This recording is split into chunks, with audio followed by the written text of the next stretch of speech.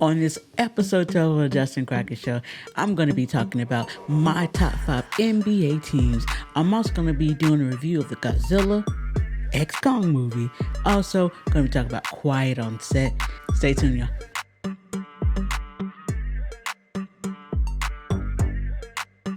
All right, everybody, welcome back to the Justin Crockett Show. I'm your boy, Justin. As always, I know I've been gone for a little bit, but I'm glad to be back. You know, I got a lot to talk about. Make sure you like, comment, and subscribe for more from the channel. So let's just get into it. How about that? All right, so my top 5 NBA teams right now. We about to go to the playoffs in the NBA. And I said, you know what? Let me just give you my top 5 teams. So my top 5 teams right now. All right, so at number 5 for me, I'm going to go with my Lakers, man. Yes, I'm being a little biased, but they are top 5 to me because you still have LeBron and you still have AD. And when you get LeBron in the playoffs, you can't bet against greatness. You just can't bet against greatness. That's why the Lakers are number 5 for me. LeBron has the experience. AD has the experience as well. They have a better supporting cast this year, so you can't bet against them. Why would you? Why would you? They can turn it up. AD easily can be the defensive player of the year. Easily. But I think it's going to be hard to beat them in the playoffs.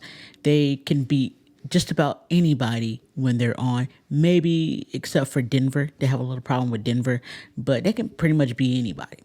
So my Lakers, number 5. At number 4, this team, they're a young team, but I think they've been together for a couple years. They can gel.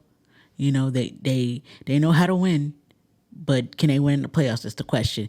Their experience is going to be brought into question. But the Oklahoma City Thunder at number 4 for me. They are a young team. Yes, they're really young, but they have young legs. They have some experience under their belt. They've been together for a while now. And so this team right here, I think can go far. They can definitely go far if they put their mind to it. Now, the thing that is going against them is probably experience. But I can push that aside and just say that they've been in the playoffs before, yes. Made a early exit, yes, but this team is just gelling so good right now. With Shai Gilgeous-Alexander, they just gelling with him. And he's a playmaker. He's a superstar in the rise. And he's already a superstar. Let's be honest. And he's just gonna get better, man. And I think he makes his team go, honestly. So this team goes as Gilgeous-Alexander goes, to be honest. But I think they can make it pretty kind of far. And at number 3, the rival, my arch nemesis, because I'm a Lakers fan, the Boston Celtics. Yes. With Jason Tatum, Jaylen Brown, you also added Porzingis, you added Jrue Holiday. Man, this team right here, I think could easily win a championship. But the thing is with this team, Jason Tatum has to be the superstar that we know he can be in order for this team to go far and win a championship. And then Jaylen Brown is easily Robin of this team. When Jaylen Brown and Jason Tatum are on, nobody's beating this Boston Celtics team. And you can argue the fact that they have Jrue Holiday, which helps their defense tremendously. And he brings that experience, that championship experience as well of winning a championship. So I think this, and then you got Porzingis. Porzingis brings that big man that they need who can shoot, spread the floor. So I actually think the Boston Celtics can make a really deep run this year and actually possibly win the championship. But Jason Tatum and Jaylen Brown are the keys to the puzzle that have to be on, that have to take that next step in order for this Boston Celtics team to win the championship. And that's why the Boston Celtics are at number 3 for me. All right, at number 2. Man. Oh man, this was tough. But this was really tough. Really, really tough. But I think they can make a deep run if everybody's healthy and they have the coaching, they have the players, they have the depth. I'm gonna go with the team in the basement that's in the crypto.com arena, the Clippers. The Clippers, man. They have Kawhi. They have freaking Paul George, man. Man, they can make a deep run. They could easily make a deep run, win a championship, and I would not be surprised. They have the depth. They have the coaching in Ty Lue. So if the Clippers can stay healthy and just have everything mushed together at the same time, they can easily win a championship. But they just have to get there. And that's the point. And that's the hardest part. It's just getting there and staying healthy throughout this whole run, which I think they can. Kawhi has pretty much had a good season of staying healthy. So has Paul George. So, and these guys have just played more on the court together. So they've got more, more cohesion within. And then they've added James Harden, man. James Harden could very well be the missing piece to them getting over the top and winning the championship. But we'll just have to see, because James Harden hasn't had that much success in the playoffs because he's always kind of fell off in the playoffs. But we'll see what the coaching of Ty Lue can do and how that can help James Harden propel this Clippers team. Along with Kawhi Leonard, along with Kawhi Leonard, along with Paul George, the big three of the Clippers. We can see how far they can take them, and I think this big three can definitely win a championship. They just all have to stay healthy and stay focused. And at number one, if you didn't already guess it, man, like, until they are beat, you got to dethrone the champs, man. You got to dethrone the champs. And until they are beaten, they're going to always be the champs at number one. And it's the Denver Nuggets. The Denver Nuggets. The champions. The champions. Until somebody beats these guys, they're gonna be number one. Now, let me tell you, this team is basically still all intact. Jokic, who's stopping Jokic? Honestly. And then you got Jamal Murray coming on. Man, and you got the same crew as last year for the most part intact. So they have cohesion with each other. They know where each other like the ball, where each other like, what plays they like to run together. You got a good coach, even though talking mad crap about the Lakers, but we gonna let that slide. But this team is going to be really hard to beat. And until somebody just throws them, it's just that simple. They are number one, and they're going to be the champions again until somebody proves that they can hang with Denver in a 7-game series without letting that altitude get to them. And that's the issue of, going to Denver. You got that altitude that you have to deal with. Denver's used to it, but the teams coming here not used to it. And then when you get to the playoffs and Denver has home advantage, yeah. Yeah, it's pretty tough. Pretty tough to beat Denver.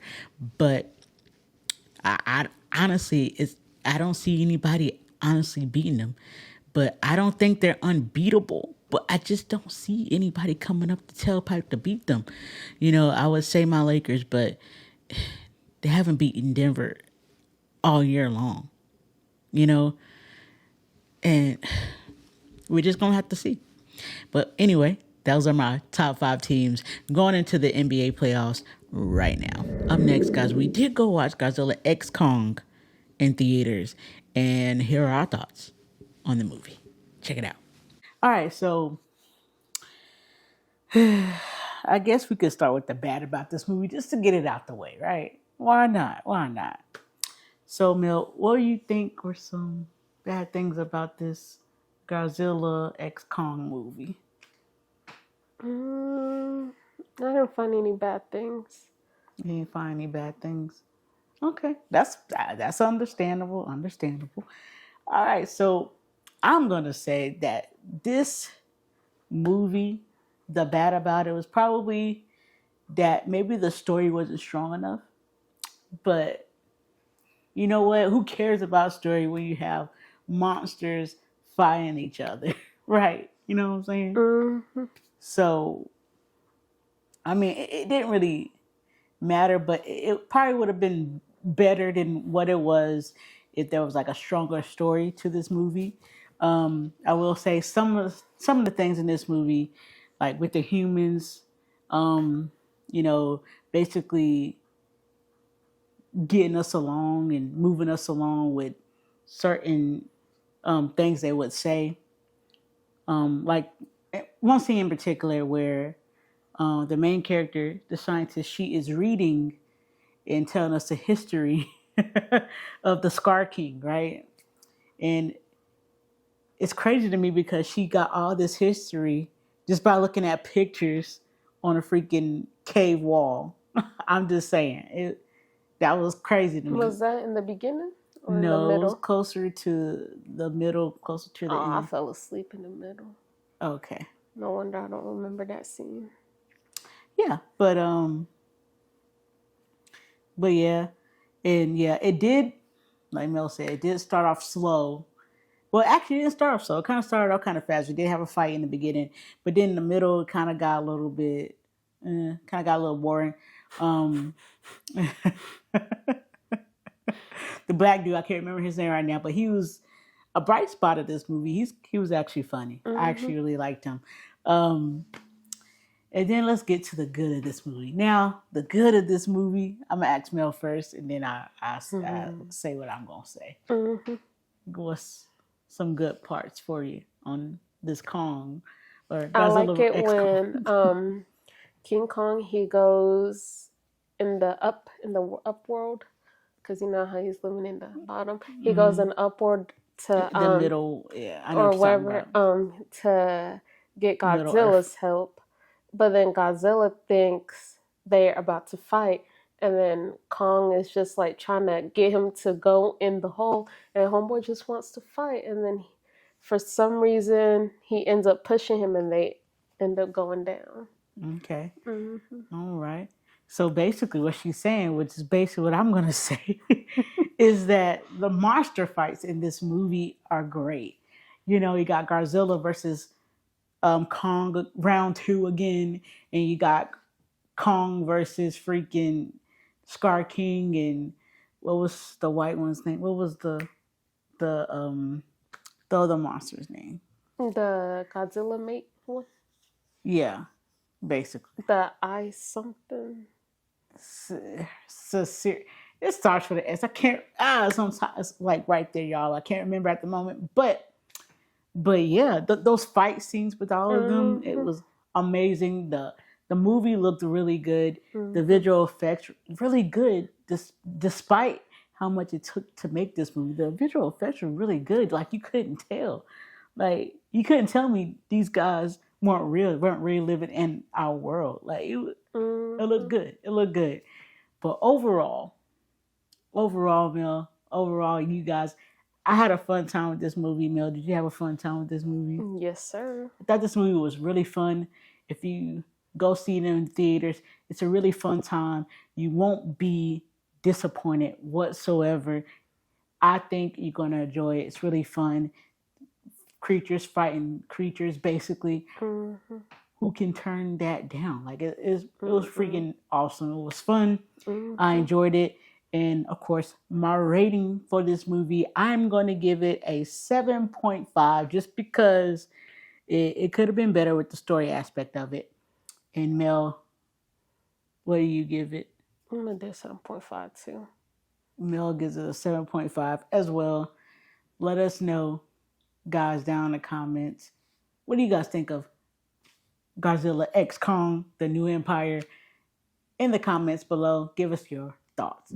So there was this little documentary that came out quite quiet on set about Nickelodeon child stars and how they survived and what they went through, you know, as child stars, you know, the just turmoil and man, I just can't put into words, man. But we did sit down and we did talk about it and give our thoughts about the documentary overall. Y'all go ahead, check it out. It is. Now, Melly, what were your initial thoughts about this quiet on set?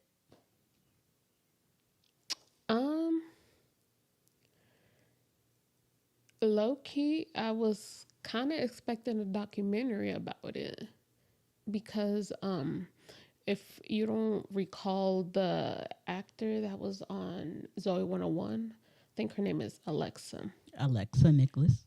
Yes, before like the documentary before they did the documentary, she would like come out and say how she was bullied on Zoe 101. And then she would like, she would do videos, podcasts, saying how she was bullied and all sorts of stuff. Like she was telling her story. Oh, so you expected it? Yeah, low key, I did. Okay, all right. Yeah, I guess I can say the same thing because of all this stuff I was hearing about Dan Snyder. I was like, okay, somebody has to do something or a documentary or come out and say something else. Just because of the stuff we were hearing. Oh, and Jeanette McCurdy too, when she did the little book, she about her experience on Nickelodeon as well. Yeah. How I'm glad my mother died or something. What was it called? I'm glad my mother died. Or something like that. I don't know. Y'all know the book. We got Yeah, she did. Jeanette McCurdy. Yeah, she did write a book, and she said a lot of good stuff in that book. I shouldn't say good stuff. She told a lot of information in that book about the creator and how she was abused and how basically the abuse was like, oh, I'm gonna make you eating. I can't even talk, y'all. I'm sorry. I'm gonna, keep making you eat, even though I know you have like a food disorder. That's the abuse that she took. Probably some more abuse too, but obviously I didn't get a chance to read the book. But that's just what I know that's kind of like in there. But yeah, so you were expecting it. I was low-key expecting it too, like I said, because, you hear all this stuff about Dan Snyder. I'm like, what? Not Dan Snyder. I'm like, the guy in Good Burger. The manager, he played the manager in Good Burger. He creator Drake and Josh, all these the Amanda Show, all these shows and stuff, for kids that are on Nickelodeon.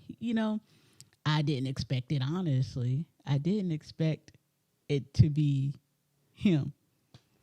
Now, I did. You did? Because he looked like a creep to me. Yeah, you can say, yeah, okay. I can see how you would probably say, okay, yeah, he looked crazy. But to think, I just didn't think it was as bad as they were depicting it in this documentary, because I just thought, honestly, before any of this stuff came out, I'm like, okay, these guys, these kids are, living out their dream. They got their own shows. They're having fun. I wanted to be them, Heck yeah, I wanted to be that too. I'm like, dang, I want to have my own little show. Right. I wanted my own show, just like, oh, I want to be on Nickelodeon, Disney Channel, whatever it is. They living the life, and then a part of me was like, oh, their parents watching over them, or they got somebody, looking out for them, hopefully, you know what I'm saying? Or, and part of me was like, oh, I trust the people that are on set. They're working with kids, adults working with kids. Of course, they're looking out for their best interests, right? The studio, blah, blah, blah. But y'all, if y'all watch this documentary, that is not the case. Not the case. Not the case whatsoever. Like, not one bit. But let's just get into this documentary, right? So, what were your thoughts about hearing all these allegations, some allegations, some, people were actually charged, and some of the stuff that happened to these kids at the time, while they were employed by Nickelodeon. So what were your initial thoughts like about finding out all these things that happened? I guess we could just go down the list. First of all, it was first they talked through there was this one girl that was on the show who I think she was on the Amanda Bynes show, and they fired her just because she was started to look older than what she was. Oh, because she hit puberty or something like Yeah, that. because she hit puberty, and that's crazy in itself.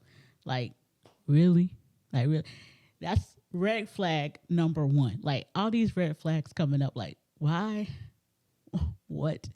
Like, just to be out of a job because you hit puberty and you don't. Just because you look different. Just because you look different, you look older, and apparently they don't like you to look older. Red flag number one. Red flag number one. Okay, and the second one was this mother who came in and talked about her daughter's time in Nickelodeon. The daughter didn't show up because I think it's probably hard for her to talk about. But predator number one, I guess you could say. I can't remember his name. I should remember his name, but I can't remember his name per se. But it was he basically sent explicit photos to the child actor at the time, and in the email, sent explicit photos in email. And how this started was basically he was helping the child actor at the time with, helping her, helping her with things, I like helping her with the lines, helping her get new auditions or stuff like that. Stuff like that through email, and then the child actor, she would get emails. She didn't think nothing about it. She would tell her mom, "Oh, I'm getting an email from blase blase." I think his name was Jason, something like that. Maybe Jason. Getting emails from blah blah blah. Little girl didn't think nothing of it because the emails were what you call it, innocent at first. And then, like I said, and then one day he just sends her an explicit photo and an email, and she immediately screams, tells her mom, shows her mother, and then the mom, on the documentary, the mom was like, well, at that point, part of me wanted to call 911, and part of me did because I knew the turmoil and that my child would go through, basically. So this mother decides not to call 911 after seeing proof that this guy was a predator. Now, when I was watching it, I told you, Mel, I was like, I would have definitely called 911. Bump it. How can you even think about it? Oh yeah, I remember that conversation, and I was telling you as well that some of the parents, they're like scared because they don't want their kid to like be out of a job or whatever if they were the primarily income. Yeah. And then because from what I be hearing is like if they're a producer or something, they can get you fired, and they can like tell the other producers, be like, oh, don't hire her, she can't work here, stuff like that. I mean, when you have proof like that, then call 911. You got proof. There's no need. You're not going to get what you call it, blackballed from the industry. You got proof at that point that guy's a predator. But eventually this guy ends up getting arrested anyway because they found other stuff. They found like a book of stuff. They found other stuff, book of stuff. No. I think what it was is they found like a Ziploc bag. Bags and they had her underwear little and her girls, name on it. Things, yeah. Yeah. That he was keeping from mementos of other child actors as well. So he eventually gets caught. But that mother should have definitely called 911. I don't care what the ramifications were. Anyway. Man, I just thought that was just crazy, though. Now, the main one that this whole documentary is about that just surprised me, and it was just so, I would say, out the blue, because mind blowing. Thank you. You would never have thought this. If you guys already saw the documentary, you know who exactly I'm talking about. If you haven't saw the documentary, you still know who I'm talking about. It's all over everywhere. But if you haven't watched it to hear Drake Bell's story, then you don't have the full thing about it. Even though there's clips online and stuff, but just clips to hear on TikTok. everywhere. You can probably watch like the whole documentary on TikTok, to be honest, because it'd be like posting stuff. So. Yeah, they do nowadays. Mind blowing thing was the Drake Bell, abuse. Let's just put it that way. Abuse, just being abused. It was so shocking. It's so very shocking. Now, Mel, what did you think about it Just what do you think about the situation? To be honest, I had no idea. Well, of course, no one knew because he never came out. Not until now. But still, I would have never thought that. It was Drake. Mm-hmm. Me neither. I mean, and now it's kind of hard because you can't look at Drake and Josh the same. Hell, you can't even look at Drake Bell the same. It's just, man. And to think his whole situation with his dad just knowing his dad actually being a good parent and knowing that this predator was preying on his son, basically. And if you didn't know, what was the guy's name that? Brian Peck. Thank you. Yeah, Brian Peck was preying on Drake Bell. And the fact that Drake Bell's dad just knew that was a signal that he's a good parent, man. He saw the signs and he was like, yeah, I don't ever want Brian Peck along with Drake, my son, at all. You know what I'm saying? Mm-hmm. And the dad made sure when the dad was still there and the dad was still involved with Drake as his manager, Drake's dad made sure he was never along with Brian Peck, right? And of course, Mr. Peck, he saw that his dad was catching up to the son, so he was filling Drake with lies, saying manipulating him. Yeah, manipulating him, saying that he was mishandling the money, which he wasn't. He wasn't, and so he kept manipulating him, telling him lies, and then Drake decided that he didn't want his dad to be his manager anymore.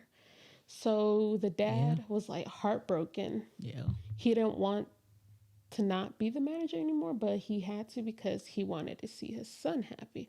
If that's what he wanted, then he was like, okay, he'll step down as being a manager. But the one thing he told his ex-wife was, do not leave Drake alone with Brian. Yeah. And she did. She did. And she did. Let's just put it that way. Mm-hmm. She did. Now, she did. And then we all know kind of what happens. Mm-hmm. We know what happens from there. And in this case, man, I don't know why Drake's mom wouldn't listen to the dad. I get it that, Drake's mom and dad were like divorced. They don't like each other, but still, you have to listen and do what's best for your child. Point blank. Honestly, I don't know if she was with Drake all the time, but if she wasn't, then I guess you can see that she didn't see the signs, obviously. It's clear that she wasn't paying attention to her son like she needed to. She trusted Brian that way too much. And then she trusted Brian. And it's clear that she wasn't around as much probably as she probably needed to. And she trusted Brian, so her trust in Brian was like, okay, I can just leave Drake with this guy. Mm-hmm. I don't, And then the one that saw this all and that got kind of the truth out of Drake, because Drake didn't, after his assault happened, he didn't want to say anything. He didn't say anything for a while. He didn't tell anybody. He didn't tell the police. He didn't tell anybody until his girlfriend's mom one day was getting suspicious because Brian Was calling him nonstop. nonstop, He was calling him nonstop. and Drake. then he called Drake's girlfriend's mom's phone Yeah, nonstop, because he wouldn't answer the phone, and and then then Drake answers the phone. he answered the phone. Well, Drake's girlfriend's mom answers the phone. Yeah, she was like, Drake is for you. And he had to make up an excuse saying, because he really didn't want to go over there. Mm-hmm. So he made an excuse saying he must made a double plans and then hung up. And I guess Brian did not like him because he kept calling and calling and calling. And that's when the girlfriend's mom was like, Drake. Nah, Brian actually yelled at Drake on the phone because he didn't like it. Yeah, he got mad as well. Because he finally talked to Drake, so he was yelling at Drake, and then, of course, he didn't like it. He was upset with Drake, and then Drake's girlfriend's mom could just see it, and then she pulled Drake aside. Was like, "What's going on, Drake?" And then Drake didn't tell her, but then she told Drake's mom like to watch out for this dude or something. I think she did something to kind of help the process a little bit. I think a little bit, not much. Let's get that straight. No, but she did a lot. She started keeping her eyes open more. I think she probably called the police to I don't think she called the police at that point, but I think she called Drake's mom just to say blah, blah, blah, blah. No, Drake had to tell his mom eventually. Because he was so, I guess he was so angry or Drake frustrated. never told Drake didn't. Actually, you're right. He did. Yeah, because he was angry and frustrated. So everything just came out. Yeah. Angry and frustrated because Brian wanted to be the dad on Drake and Josh. Brian was trying to go for the role of Drake and Josh's dad on Drake and Josh, and Drake did not like that ish, and Drake got mad and blurted out the truth. And that is when Brian gets arrested. And they went to court, of course, and there were a lot of people on Brian's side, to Drake's surprise. A lot of known celebrities that we know the names of today. Very surprising, man. Like, a lot of them wrote letters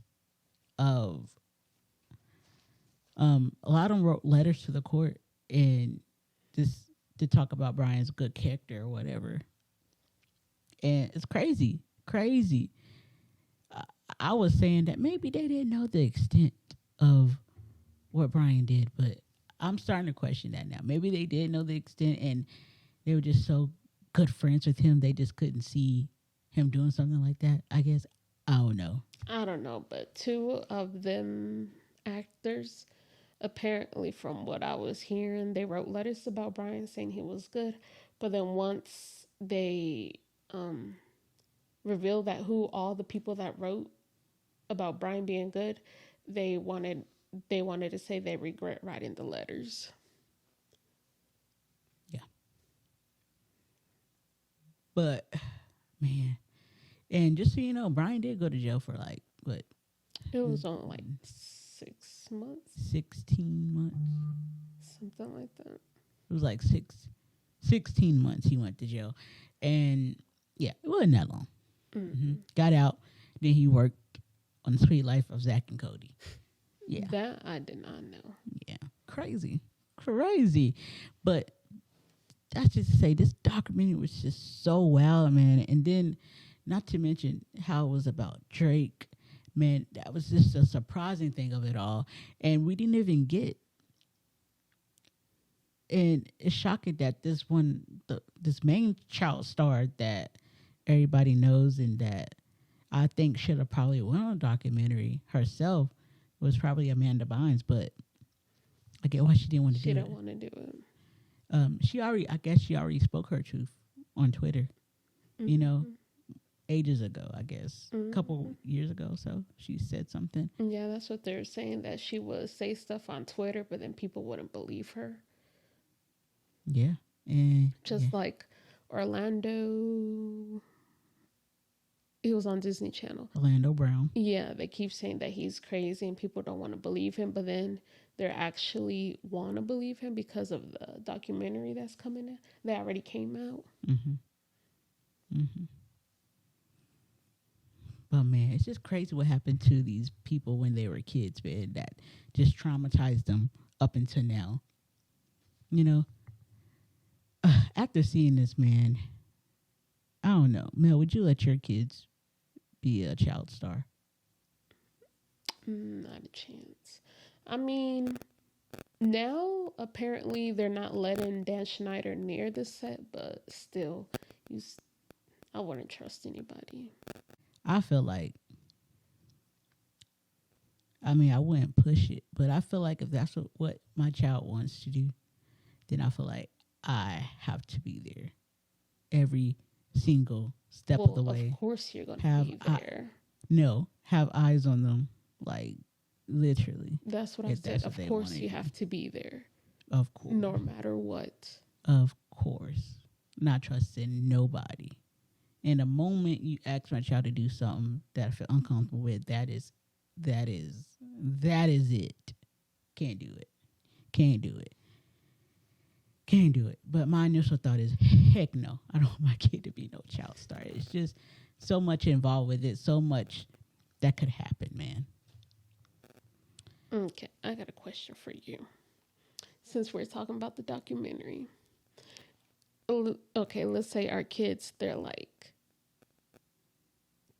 13, 10 to 13, or that age. Or 13 and under.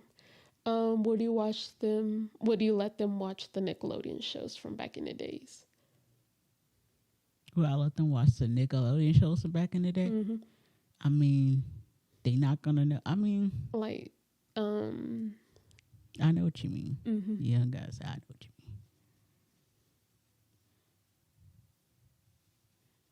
mean. That's a tough question, but I mean, I can say it was my childhood. I mean, I guess it just some of the depends shows on the episodes, to be honest. Some of the shows. I mean, why not? Yeah, sure. I mean, are they even gonna get it? You know what I'm saying? Get what's going on? But you're right. I mean, we didn't get it as kids, but once you get older and you keep watching, you figure it out. Yeah. I mean, it was my childhood. I guess I'll let them watch some shows like Kenan and Kel, because Dan Snyder creator and all, but like he wasn't the showrunner. He wasn't on set. Kenan and Kel, like the orange soda. Guess some of the older shows. I mean, they're fine. I mean, it's not. I mean, the older shows craziness. I think, I mean, I'm talking about like you can see some stuff, but Zoe 101. Yeah, you can see some stuff in there like sexual innuendos, but like you said, when you're older, you get it. You can see it. You get what they're trying to say. True. Yeah, I can get how it can be crazy letting your kid watch it. But I mean, it is a kid show after all. But I don't know, man. It's hard question. But yeah, Dan. If you guys wanted to know, Dan started to issue an apology. He had a whole video, whole sit down, whole interview. I watched the whole thing. It felt very set up. Obviously, because he got caught. Very written, very set up. That's how it felt. If you guys want to watch that video, just go ahead and watch it for yourselves. You'll see what I mean. You definitely see what I mean. I didn't watch it, so. Yeah, you would see what I mean, too, if you watched it. Nah. It's not. You'd be like, bro, really? Okay. I saw some clips on TikTok, and I was like, he got caught. That's the only reason why he wants to say sorry. Mm-hmm. And not to mention, the documentary, yeah, they talked about all these predators, but then Dan Snyder and all that stuff that he was doing, the massages on set, being just a bad boss in general, yelling, verbal abuse, and probably some other stuff we don't even know about. But it was just crazy. crazy. Not illegal, by the way, because he didn't really do anything illegal that we know of. You know what I'm saying? Mm-hmm. But the stuff he did was just bad boss all the way around. Now, they did have some child labor laws in there where, you know, they worked more than they definitely should. Now, that's the illegal part about it. But it's crazy to think about, right? And this is probably just the tip of the iceberg because we don't even know. Like, they probably not been saying it all, man. There's probably some other stuff that we don't even know about, man. Yes, there are going to be more episodes of Quiet on Set, by the way. The 5th one's coming out in April and sometime, I guess. Mm-hmm. But yeah, it's crazy what happened to these kids. I feel for them. I do, man. Man, no child actor should have to go through that. And as a man, just keep your child safe, y'all. Keep your children safe. If you know they're a child star, make sure you're always there. Make sure you just overseeing everything, man. If you have a question, if you feel uncomfortable about something, say something. You know what I'm saying? If you see something, say something. All right. So leave your thoughts down in the comments, guys. What do you think? Would you let your child be a child star? What do you think about Quiet on Set? Dan Snyder, everything. Let us know, guys, down in the comments. All righty, guys. That would do it for today's episode of the Justin Crockett Show. Thank you guys for tuning in. So guys, make sure you check out a couple more videos right here on this channel. And also make sure you like, comment, and subscribe for more from the channel.